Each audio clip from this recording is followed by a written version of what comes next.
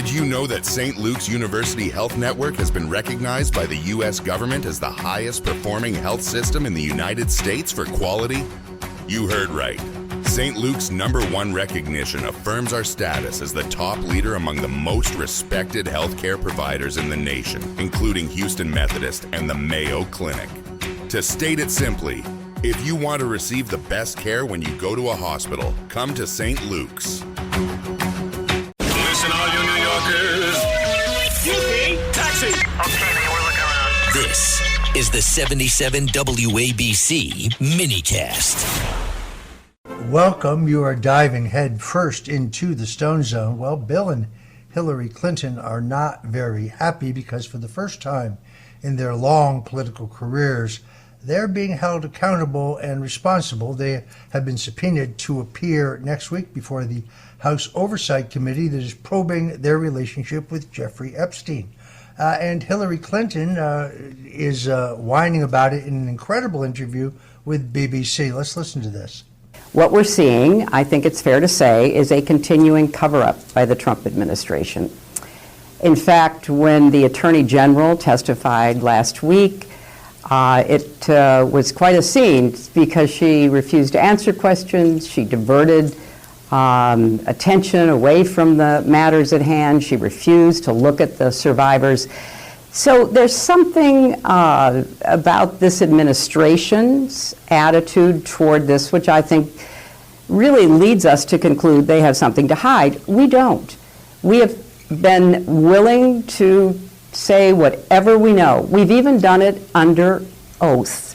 But they want us to testify, not everyone else who's mentioned many, many times, hundreds of thousands of times in these files. So we've said, fine, let us do it in public. And we will appear in public and we'll answer all your questions. And we'll get to that in just a moment. But just to be clear, do you regret the links that there have been? You know, we have no links. We have a very clear record that we've been willing to talk about, which my husband has said. He took some rides on the airplane for his charitable work.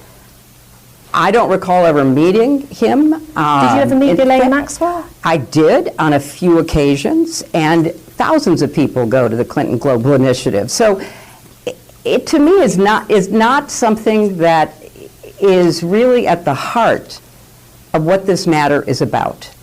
They are accused, and in both cases were convicted of horrific crimes against girls and women. That should be the focus. And we are more than happy to say what we know, which is very limited and totally unrelated to their behavior or their crimes. And we want to do it in public because let's make this transparent. The survivors deserve that. The public deserves that. But, you know, the Republican member of Congress who is running this hearing or this investigation is trying to protect the president. So let's get to what's really at stake here.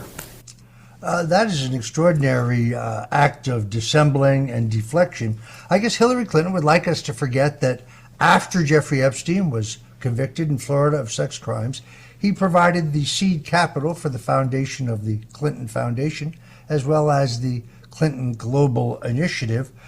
She said Bill was on his plane a few times. It's more like 27 times. And until weeks ago, Bill Clinton had publicly denied ever being on Epstein's island. But the sworn testimony of Virginia Roberts Giuffre, one of Epstein's victims, and two other victims whose testimony I read, these are women who didn't settle with Epstein but went forward with their lawsuits against him, both insist that Bill was seen. In fact, Virginia Giuffre said that on this particular occasion, Jeffrey Epstein had flown in two 17-year-old twin sisters for Bill's amusement. Doug Band, the president's chief of staff, also on the island. Look, Hillary Clinton is a short-tempered, foul-mouthed, entitled kleptocrat, and she's extraordinarily bitter about losing the election to Donald Trump, so bitter that she and her cohorts invented the Russian collusion hoax. And let's remember, not long ago, Tulsi Gabbard declassified intelligence from the Russians, who had learned that Hillary Clinton had to be heavily medicated because of her mental stability, because of her rages, mostly over losing the election.